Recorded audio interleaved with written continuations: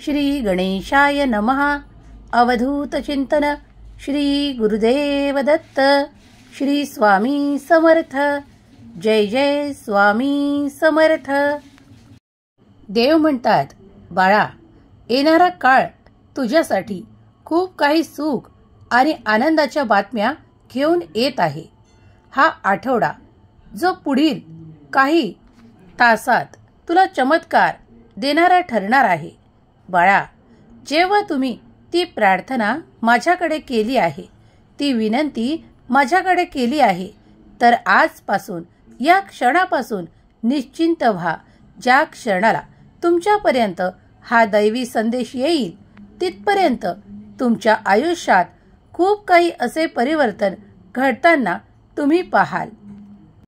देव म्हणतात, बाळा, जेव्हा सर्व काही मार्ग बंद होतात तेव्हा स्वामी आपल्या भक्तांना योग्य मार्ग दाखवतात आणि तोच मार्ग मी आज तुला दाखवण्यासाठी आलो आहे. विश्वासाने या संदेशापर्यंत तू आला असशील तर हा संदेश श्रद्धेने आणि विश्वासाने संपूर्ण ऐक, कारण तुझी फसवणूक मी कुठेही होऊ देणार नाही. बाळा, काही कारणांनी तुमच्या आयुष्यात जर तुम्ही काही उलथापालथ पाहत असाल, खूप काही परिवर्तन जे तुम्हाला इच्छित नाही ते या क्षणाला देखील तुमच्या आयुष्यात घडत असेल, काही अशा घटना ज्या तुम्हाला कधीही आवडत नाहीत त्या देखील तुमच्यासोबत घडत असतील, पण हा काही शेवट नाही हे लक्षात घ्या आणि दैवी योजना तुमच्यासाठी कार्य करत आहे यावर तुमचे लक्ष केंद्रित करा. देव आणि देवांच्या योजना तुमच्यासाठी निरंतर कार्य करत आहे. तुम्ही देवाजवळ जी काही प्रार्थना करत आहात ती स्वीकारल्या जात आहे. आज जरी या क्षणाला देखील जर तुम्ही काही कठीण परिस्थितीला तोंड देत असाल तरी घाबरू नका. विसरून जाऊ नका की मी तुमच्या मदतीसाठी इथे उपस्थित आहे. जर तुम्ही माझ्यावर संपूर्ण विश्वास टाकून, माझ्यावर तुमचा संपूर्ण भार टाकून निश्चिंत असावे अशी मी तुम्हाला आज्ञा करतो. देव म्हणतात, तू फक्त तुझे कर्म कर. तुझ्या जीवनातील, आयुष्यातील ज्या कुठल्या अडचणीच्या भागावर तुला मदतीची हात हवा आहे त्या ठिकाणी मी तुला मदत करणार आहे.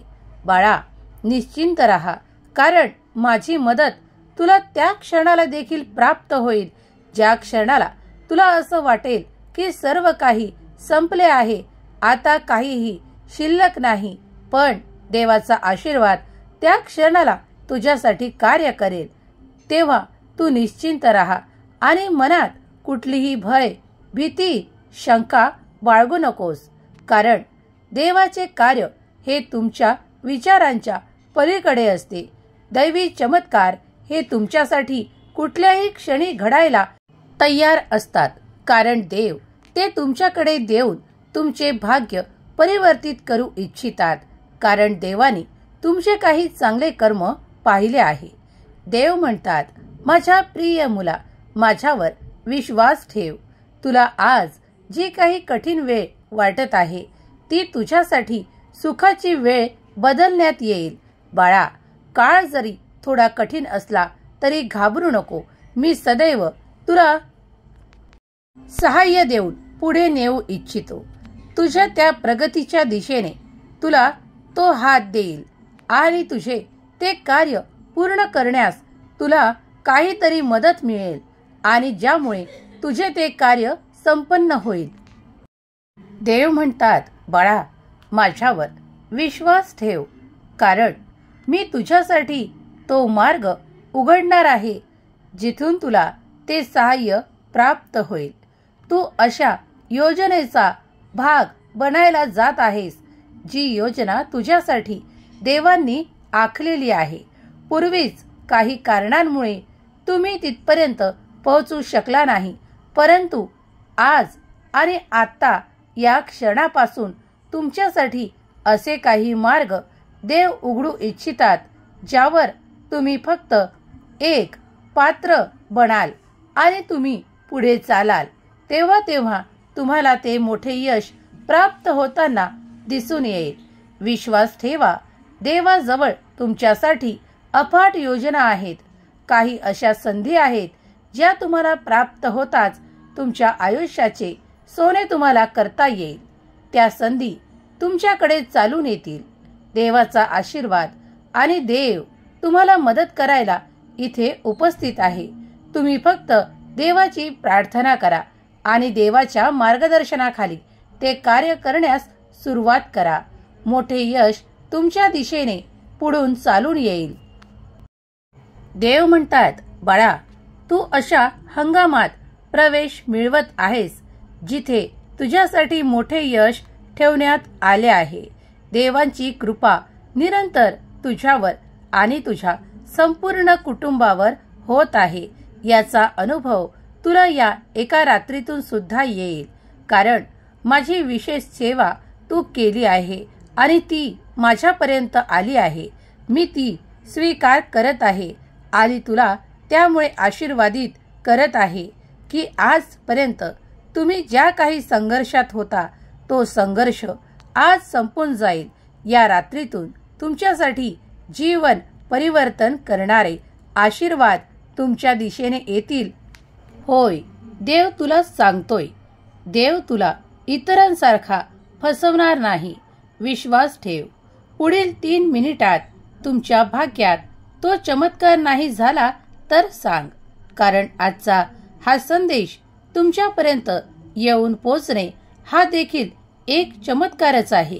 दैवी योजना तुमच्यासाठी कार्य करत आहे. देवाची योजना आणि देवदूत तुमच्यासाठी खूप काही आशीर्वाद देत आहेत. देव म्हणतात, माझ्या मौल्यवान मुला, लक्षपूर्वक ऐक.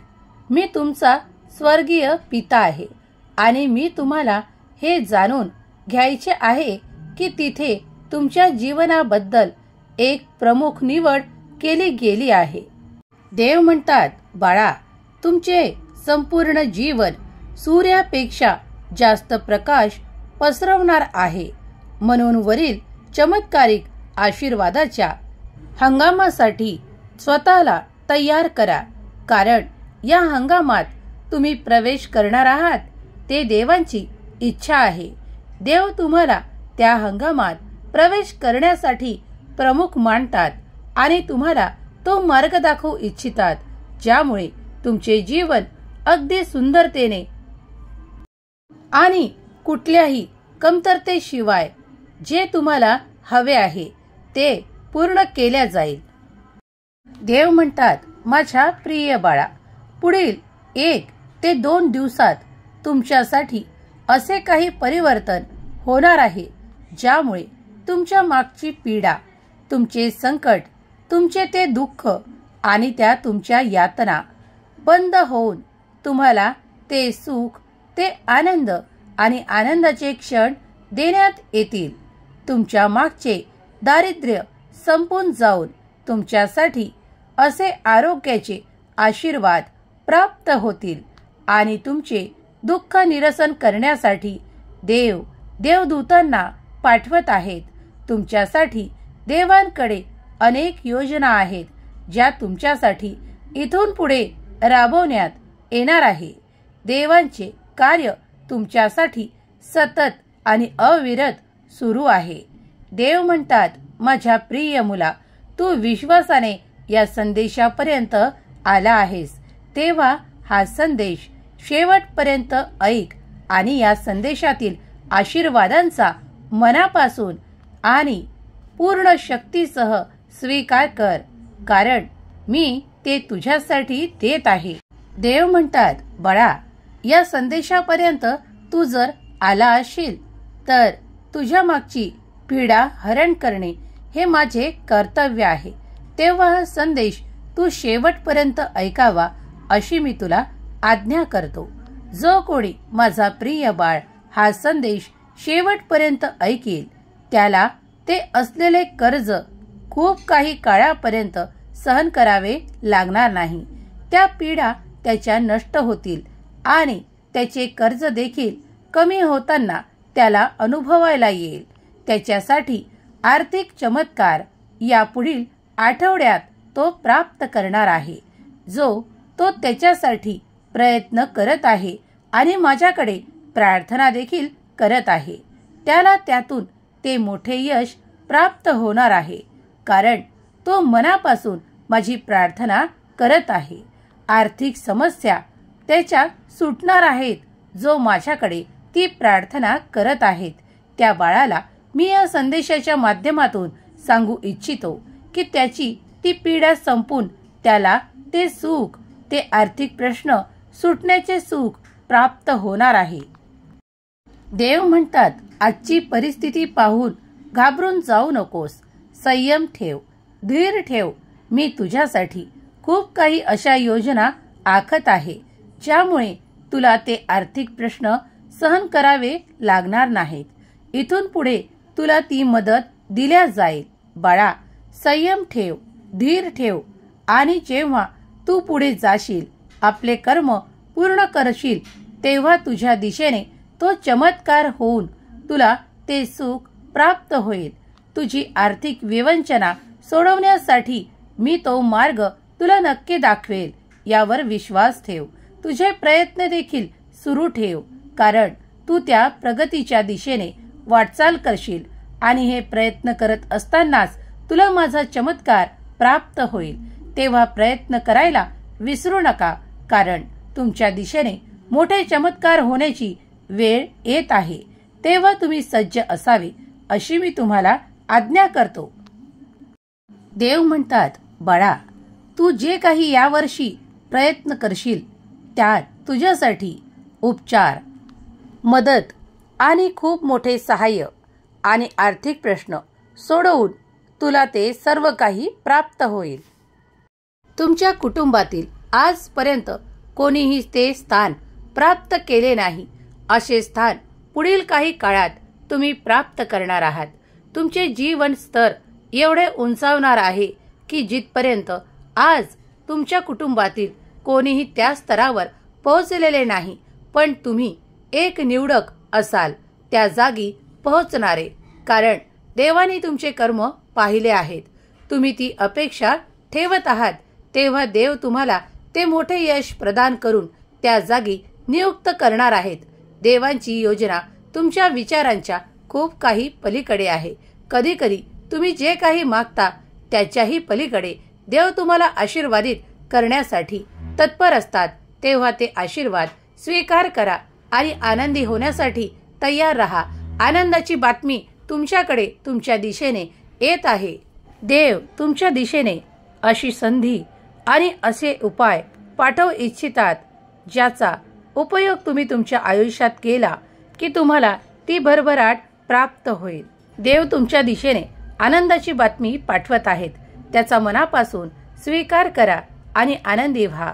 तुमचे कल्याणच होणार आहे. ज्यांनी कुणी देवावर आणि दैवी शक्तीवर विश्वास ठेवून हा संदेश शेवटपर्यंत ऐकला आहे, त्यांच्या घरी तो आनंद नक्कीच प्राप्त होईल. स्वामी त्यांचे घर सुख, समाधान, आरोग्याने आणि आनंदाने परिपूर्ण करोत. हीच स्वामी माऊली चरणी प्रार्थना. केलेली सेवा स्वामी चरणी अर्पण करते. श्री स्वामी समर्थ. जय जय स्वामी समर्थ.